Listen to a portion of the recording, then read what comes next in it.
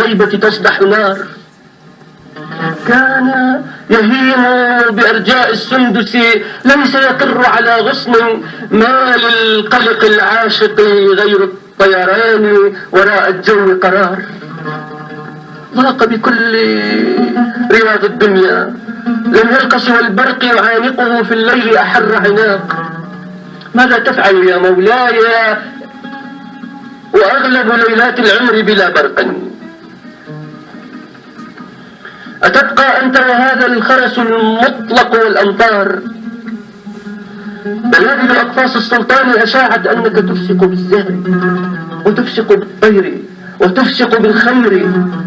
أنا أفسق كالنهر، أيفسق ماء النهر إذا غرد في كل شقوق الأرض ودوزن ماء الآبار.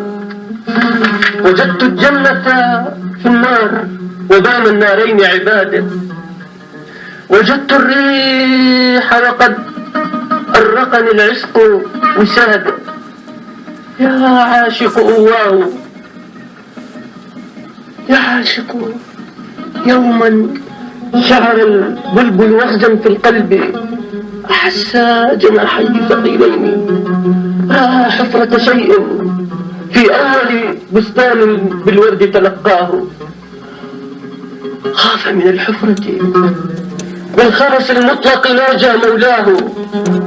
أجز عني هذه العتمة يا مولاي، أما من قبل دفعناك عن الغصن فطرت، سندفعك الآن تطير.